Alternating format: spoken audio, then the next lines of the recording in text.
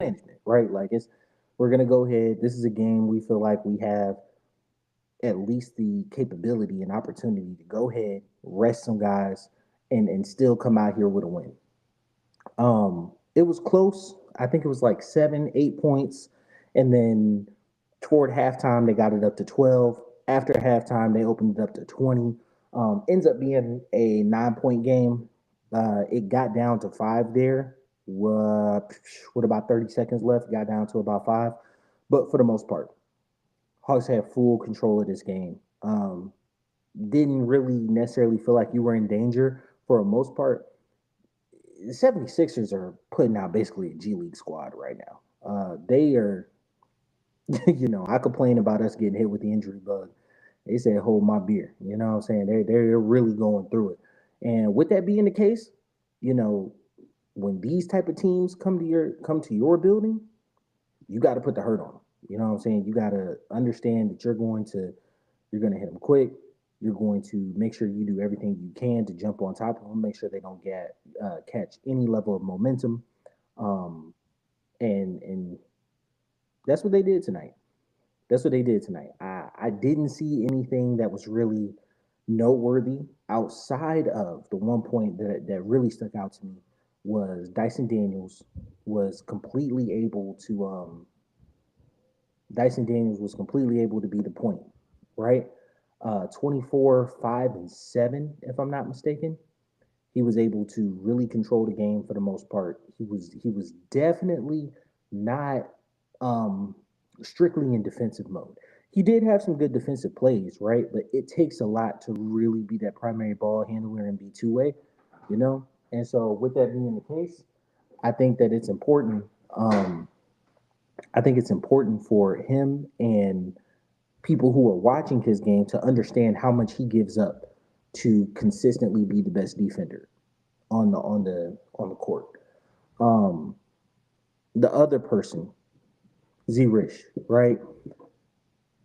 22 points if I'm not mistaken, 6 or 7 rebounds. I think he had one assist the last time I checked. He might have ended the game with two. Had a breakaway dunk late, but I think the person that has been hurt the most by Karis and Niang coming to the team is Reach, right? Like he hasn't been able to really expand his offensive game later on into the year. Now, when the trades was made, if y'all been following for any point in time, you heard me say these guys are rentals. You know what I'm saying? I really Karis, he's been in the league for a minute. I see him getting a mid-level deal somewhere with a contender, instant offense type guy, and Niang is a premium big who can shoot. So, he's in line for good money. I could I see the Hawks re-signing one of them? Yes, both of them under no circumstance. Either of them, yeah, I could see where neither of them. I mean, I could see a world where they're really just half-season rentals, and they open up that spot for Reach to really expand his offensive game. Jalen coming back too, right? So like we got people like Veet on the team. Garrison Matthews is completely falling out of the rotation, but I mean that's to be expected. He wasn't supposed to be playing the minutes that he was playing. Cason Wallace was back up, from the G League with Trey being out, but like you don't expect him to have heavy minutes. You expect Kobe to stay healthy, one, and really take the lion's share of those minutes, the backup point minutes. So it's like these guys are good. It's fun having them be Hawks. They may help us for this play-in push. And if you're honest, that's where we're probably gonna roll. But if you think about it in the full context of like building a team, we had the number one overall pick.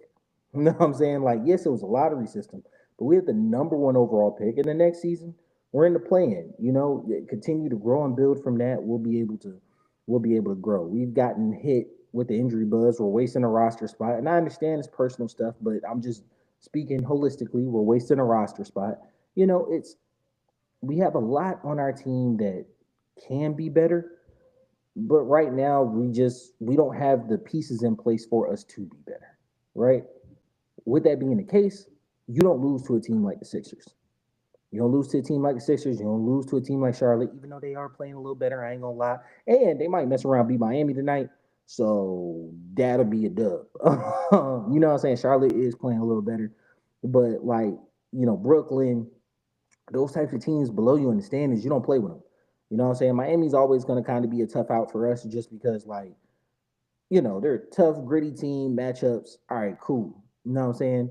We match up well against Boston, Cleveland, top of the East type guys. So if we get in at an 8 seed, because the 6 seed is not mathematically out of us, but like realistically, I don't see us hitting the 6 seed, right? I see us being an 8 or the 7 going into the play in. The 7 is optimistic, right? But then that's Boston in the first round.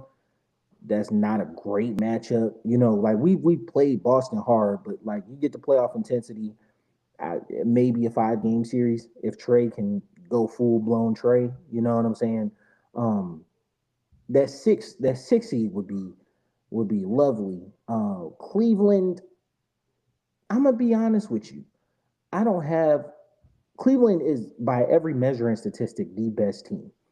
I don't have a bunch of faith in Cleveland as a team. You know what I'm saying? Like I don't they don't seem to me to be a team that I'm just afraid of seeing in the playoffs. And maybe that's just a fact of like haven't seen them tape a deep, long, sustained playoff run. Last year they were second round. You know what I'm saying? Milwaukee ain't no slouch. Not super fond of seeing them in round one, right? And I think they're three. So it's not like ain't nothing sweet at the top of the bracket. You know what I'm saying? Ain't nothing sweet at the top of the bracket. But I do think Cleveland is probably our best matchup. And that sucks to say as the 1 seed, but I could see us getting 2 games off Cleveland just because styles of play. Um, we got wings. They got DeAndre for like a wing heavy team. They are big. They're real big. But like Clint, um, Big O, I feel could match up.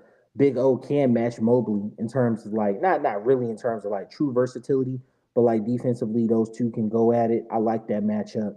Um, Dre's most likely going to win his matchup on either wing that we have, Karras or Rich.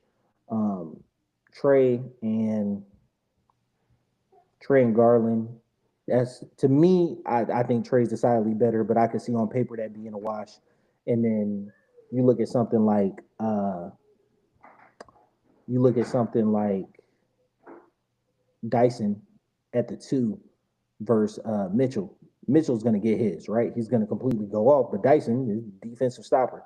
So like I like that matchup just a little bit better than anything I'm seeing from playing Boston or playing Milwaukee.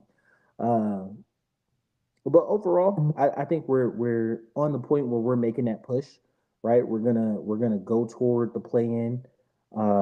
It looks like we have 16 games left in the season, right? 16 games left in the season, and then we're gonna hit play in and playoff basketball. Uh, just real, and I think that's the difference, true difference between NBA and NFL, right? So like NFL, once you get in the dance, it's like, hey, anything can happen any given Sunday, right?